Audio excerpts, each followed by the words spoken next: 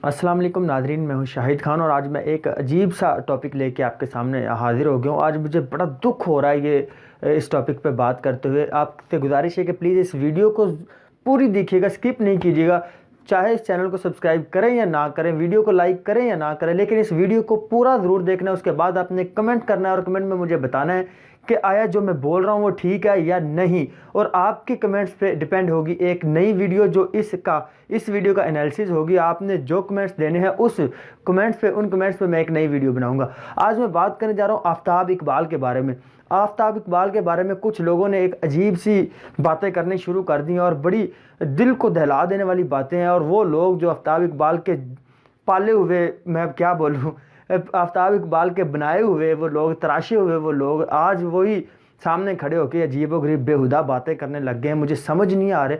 A legend of comedy, और जिन्होंने हमारे इस आवाम को जो पिस रही है परेशानियों में और पिस रहे हैं और इस तरह के हालात में, और उनको एक मज़ा दिया है, एक मज़ाक का एक लेवल दिया है। और उस तरह के मुझे समझ नहीं आ रही लोगों को इस तरह की बातें सोचने से पहले, करने से पहले हज़ार दफ़ा सोचनी चाहिए। मैं बात करता हूँ सबसे पहले वो आबद फ़ारूक बागी साहब, वो प्रोडक्ट हैं आफ्ताब इकबाल साहब की, और वो प्रोडक्ट अब हवा में उड़ना शुरू हो गया। वो कहते हैं कि मैं आपको सुनाऊंगा अभी साथ साथ में, डबल स्क्रीन प्रोग्राम है, आपको समझ आ भी गया होगा।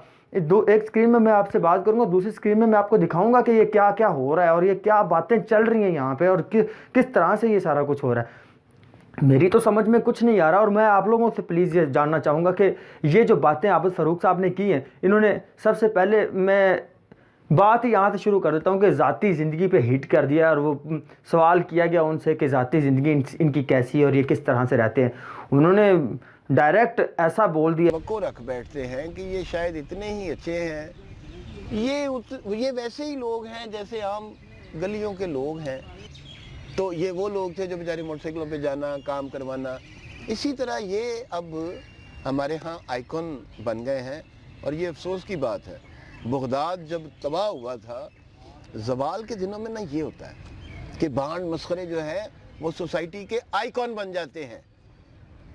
है कि ये इनके अजीब अजीब शौक़ हैं और ये अजीब अजीब तरह के शौक़ पाले रखते हैं, और पता नहीं क्या इस बात का मकसद है। आप बेहतर समझ सकते हैं इस बात को। मैं सिर्फ बागी साहब से एक बात करना चाहूँगा। बागी साहब, आपको सोचना चाहिए। आप एक तरफ तो कहते हैं कि मेरे बड़े अच्छे दोस्त हैं, दूसरी तरफ आप उसी की पगड़ी उछालते रहते हैं।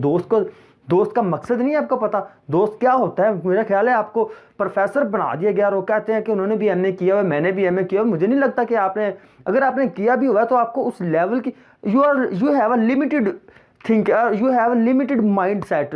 Please broad yourself and do something for mankind. अगर आप ये चाहते हैं ना कि हम आवाम के लिए, कहते हैं कि अवाम नास के लिए कुछ नहीं कर रही है, जो बैठे हुए हैं ये फनकार नहीं है, ये भांड मस्खरे हैं, खुदा का खौफ करें।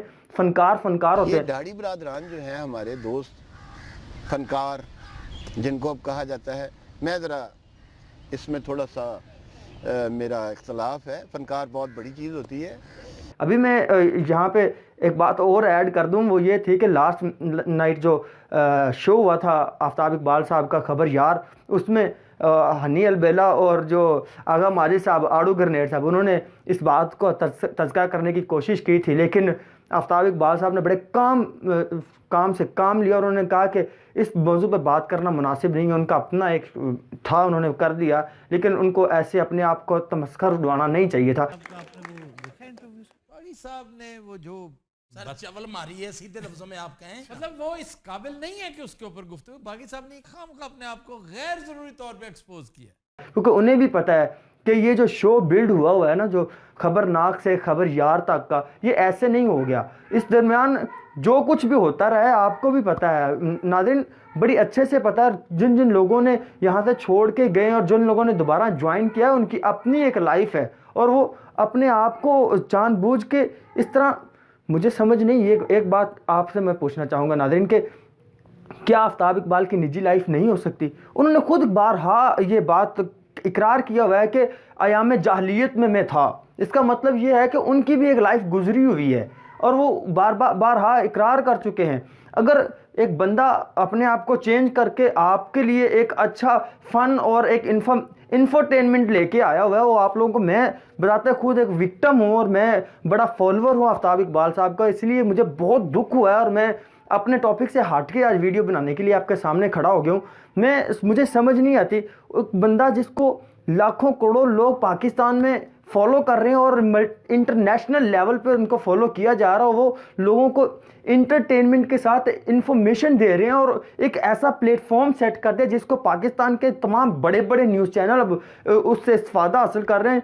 अब मुझे समझ नहीं आ रही ये जो क्या उसे कहते हैं अजीज़ी साहब हैं, ये भी उनकी प्रोडक्ट हैं। अब मैं अगर बात करूँ इधर दुनिया न्यूज़ पे मज़ाकरात, ये भी उन्हीं की प्रोडक्ट है और उसके साथ जितने भी चैनल बन रहे हैं और उन चैनल पे जितने भी शोज़ आ रहे हैं इस तरह के, जियो न्यूज़ को देख लें आप, वो भी इन्हीं की प्रोडक्ट है।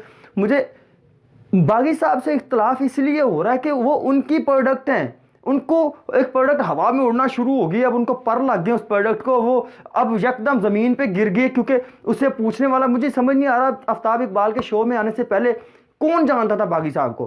प्रोफेसर बागी को बागी किसने बनाया ये तो बता दे। बागी को बागी आफ्ताब इकबाल ने बनाया, आबिद फारूक के नाम से आप जाने जाते थे, वो भी एक कॉलेज के लेवल के, आपके करीबन को 150 स्टूडेंट्स आपको जानते होंगे। अब आपको पाकिस्तान जानता है, क्यों, किससे वजह से जानता है? कोई खुदा का खौफ करें, थोड़ी सी शर्म हया कर लें कि आप क्या बोल रहे हैं। और दूसरी बात, उन्होंने बात कर दी कि ये पैसे बहुत लेते हैं, इनकी अगर तनख्वाह की बात कर दें तो ये वज़ीर आज़म और सदर से 10 गुना ज़्यादा लेते हैं। भाई तेरे बाप का लेते हैं, समझ नहीं आ रही? अपने आप को एक्सपोज कर रहे हैं, अपने आप को अगर इस तरह की बातें करके आप खुद एक्सपोज कर रहे हैं, आपको शर्म आनी चाहिए। अगर वो इतना ले रहे हैं, मैं समझ सकता हूं कि वो 20 लाख ले सकते हैं, वो कहते हैं 10 गुना ज़्यादा वज़ीर आज़म की। अगर बात यह है कि वो जो जिनका आप जिक्र यूं कर रहे हैं सरे राह, वो तो आपके वज़ीर आज़म सदर से ज़्यादा तनख्वाह लेते हैं, बल्कि 10 गुना ज़्यादा लेते हैं। प्रोफेसर या मास्टर जो है वो बेचारा किस काबिल है? 2 लाख तनख्वाह है तो वो डेफिनेटली, अगर 10 गुना बागी साहब ने बताया है तो वो 20 लाख होगी। अगर है तो वो करीबन कोई 16-17 घंटे लगा के एक शो तैयार करते हैं और वो शो ऐन मुताबिक होता है कि वो आवाम को समझ आए, आवाम को पसंद आए। एक शो अगर बोर गुजर जाए ना, आफ्ताब इकबाल की अपनी जान पे बन जाती है कि यार ये शो पे रेटिंग ज़रूर आती है, क्योंकि अब जो मेरे जैसे जो फॉलोअर हैं, चाहे शो जैसा भी होगा उन्होंने देखना तो है ही है, ठीक है, लेकिन वो उस शो में जान डालते हैं। उनको पता है कि अवाम का माइंडसेट क्या है, अवाम किस तरह सोच रही होती है।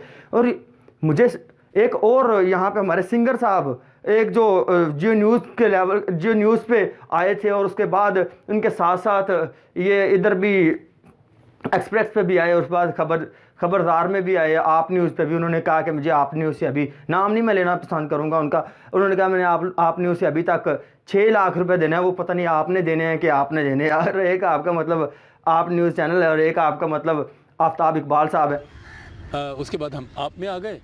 अब आप में भी कोई तकरीबन कोई 6-1 लाख रुपया वहाँ भी है। अब ये आपने देना है, आफ्ताब साहब ने देना है, या क्या होना है, इसका मुझे इल्म नहीं है। अब ये कौन देगा? भाई आपको जिससे भी लेने हैं आप अपने पैसों की डिमांड कर सकते हैं, नो डाउट, कोई मसला नहीं है, लेकिन प्लीज़ आप किसी की लाइफ को हिट नहीं करें। आप एक ऐसे बंदे के बारे में बात कर रहे हैं जो बहुत बड़े लेजेंड हैं और वाकई इसमें कोई शक नहीं है, और उन्होंने ये इकरार भी किया। मैं आपको दूसरी स्क्रीन पे दिखा भी रखा हूँ। जी बिल्कुल, ये कहना जो है ये बिल्कुल सही है कि वो प्रोग्राम क्योंकि उनका बड़ा पॉपुलर हुआ और उस प्रोग्राम से ही, हालांकि पहले भी मैंने प्रोग्राम किए थे तो उसमें कुछ शनाख्त थोड़ी सी बन चुकी थी। दिखा भी रहा हूँ आपको साथ साथ कि उन्होंने इकरार भी किया हुआ है कि मुझे बनाने वाले आफ्ताब इकबाल है और मुझे इस लेवल पे लेके आने भी आफ्ताब इकबाल है, ठीक है। और वो फिर मैं वही बागी साहब मुझे याद आ जाते हैं, उनकी तो बातें सुन के मेरा खून खोल रहा है। मैं साथ साथ आपको दिखा भी रहा हूँ और आप मुझे ये बताइएगा इस वीडियो को देख के कि प्लीज़ क्या बागी साहब ये जो बकवास कर रहे हैं ये ठीक है? क्या बागी साहब जो आफ्ताब इकबाल के, अगर आफ्ताब इकबाल साहब की टीम इस वीडियो को देखे तो प्लीज़ ना मुझे ज़रूर कांटेक्ट कीजिएगा। मैं नीचे व्हाट्सएप नंबर भी दे रहा हूँ अपने नाज़रीन के लिए भी कि मुझे इस व्हाट्सएप नंबर पे अपनी राय ज़रूर दीजिएगा। मैं आपकी राय पे मुश्तमिल एक वीडियो बनाऊँगा और उस वीडियो को भी पोस्ट करूँगा ताकि ये जो हिटलर दादा है ना, इसकी मेरे मुंह से कुछ गलत निकलने लगा था, इसका अपना बेटा जिस तरह की रंगरेलियां मिला के अब पोस्ट आउट कर रहा है, वो कहता है कि ये प्रैंक किया। इस तरह के प्रैंक नहीं होते भाई, किसी की इज्जत के साथ खेल के प्रैंक नहीं होते। उसके बाद उसका बाप एक बड़ा सा मैसेज छोड़ देता है कि ये मेरा बेटा ही नहीं है, ये मेरी औलाद में से ही नहीं है, और फिर कल फिर उसके साथ मिलके एक वीडियो बन रही है जो खुदा का खौफ कहें, अपने घर में पहले झांक के देखें फिर दूसरे की इज्जत पे हाथ डालें किसी की। और ये जो हिटलर दादा, मुझे याद है जियो न्यूज़ में ये आफ्ताब इकबाल साहब की प्रोडक्ट हुआ करते थे और आफ्ताब इकबाल ने ही इनको प्रोडक्ट बना के लॉन्च किया था, उससे पहले इन्हें कुत्ता नहीं था जानता। और आज ये अपने आप को अब मैं क्या कहूँ, हिटलर दादा के नाम से जाने जाते हैं। खुदा का खौफ का फ़र्ज अब्बास साहब, आपसे मैं मुखातिब हूँ। कोई खुदा का खौफ खाएं, इस तरह की बातें करने से पहले अपने गिरबान में झांकें कि आप क्या हैं, फिर आप किसी दूसरे का मजाक उड़ाने, उसकी इज़्ज़त नफ्स पे हाथ डालने के पहले सोचा करें। ये बराए मेहरबानी इस वीडियो को शेयर कीजिएगा, अपने लाइक करें या ना करें कोई फ़र्क नहीं पड़ता, सब्सक्राइब करें ना चैनल को, कोई फ़र्क नहीं पड़ता, बस इस वीडियो को शेयर ज़रूर करें। ताकि इसका मतलब ये नहीं है कि ये वीडियो जो मैंने रेटिंग बनाने के लिए दे दी है या मैं अपने फॉलोअर बनाने के लिए इस वीडियो को, मुझे दुख हुआ है यार खुदा का। एक आप नाज़रीन, आप ही इस चीज़ का फ़ैसला कर दें कि इस तरह की बकवास करने जायज़ है, इस तरह की बकवास करना बनती है किसी बंदे के हक़ में। और कुछ ऐसा कोई ऐसा बंदा जो इंटरनेशनल लेवल पे पाकिस्तान को रिप्रेजेंट कर रहा है और पाकिस्तान की दिल बर्दाश्ता आवाम का एक उनको हंसाने के लिए, उनके दिलों को राहत देने के लिए, उनके लिए सामान पैदा कर रहा है, कोई ऐसी बातें ज़ेब देती है। नाज़रीन, इसी के साथ इजाज़त चाहता हूँ। अल्लाह हाफिज़।